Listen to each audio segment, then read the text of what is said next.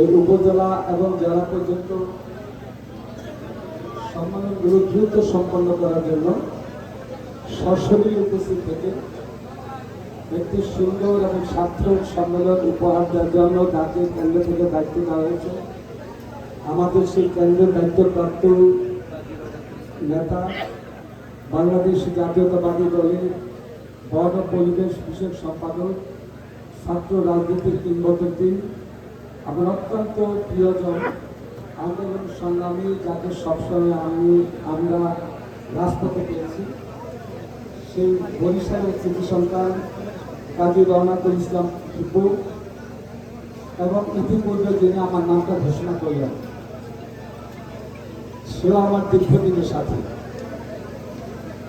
আন্দোলন সংগ্রাম সাংগঠনিক বিভিন্ন অর্থাৎ দলে এমন কোনো কর্মকাণ্ড নাই ঢাকা থাকলে বা ঢাকা থাকা অবস্থায় যিনি আমাদের সাথে রাজপথে ছিলেন না। পুলিশের হাতে বা স্বৈরাচারী এরশাদ বিরোধী আন্দোলনের বিরুদ্ধে কথা বলতে গিয়ে আওয়ামী সন্ত্রাসীদের হাতে অপদস্থ হয়েছে। আপনাদের এই এলাকার কৃতি সন্তান, একজন শিক্ষাবিদ, এই জেলার আহ্বায়ক কমিটির সম্মানিত আহ্বায়ক জনাব আলমগীর হোসেন সহ আমাদের এই সম্মেলনের সদস্য নেতৃবৃন্দ, আমি আলমগীরকে জিজ্ঞেস করলাম যে আমরা কতদিন পরে এই সম্মান করতে যাচ্ছি। আমাদের সংগঠনের রীতিনীতি সবকিছুর মধ্যে, ধর্মীয়, কৃষ্টি, সাংগঠনিক সবকিছুর মধ্যে কিন্তু একটা নীতিমালা থাকে।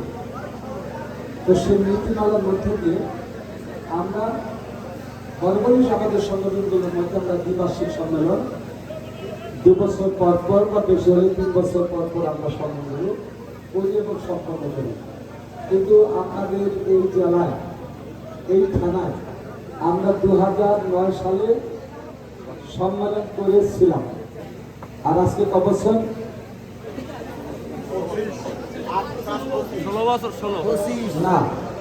16 বছর। তা আমরা কেন পারলাম না? এই যে 16টা বছর আমরা কেন এখানে আসতে পারি নাই, কেন এখানে সম্মেলন করতে পারি নাই, সেই পরিস্থিতিটা কি ছিল?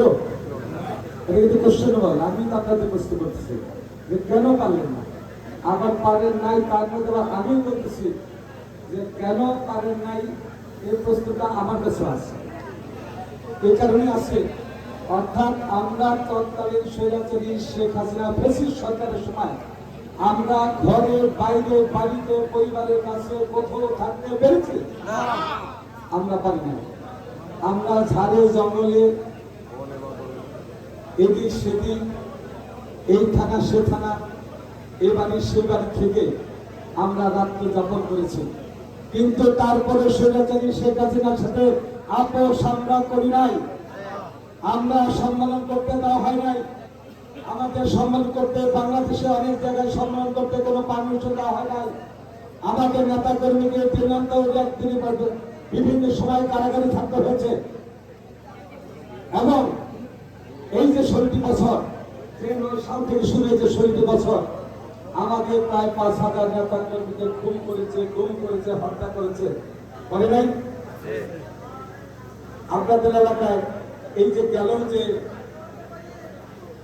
শেষ পতন আন্দোলন, এরশাদ স্বৈরাচারী সরকার বিরোধী আন্দোলনে 5ই আগস্টে এই পরিস্থিতিতে কেউ শাহাদাত বরণ করেছে? আমি বরিশাল আসছিলাম, অর্থাৎ এখানে এই বরিশালে প্রায় শতা ঠিক না, প্রায় 100-এর কাছাকাছি আমাদের নেতা কর্মীকে খুন করা হয়েছে এই বরিশাল ডিভিশনে। এই বরিশাল ডিভিশনে আমাদের প্রায় 100-এর মতো, আমাদের পাশের ভোলায় প্রায় 70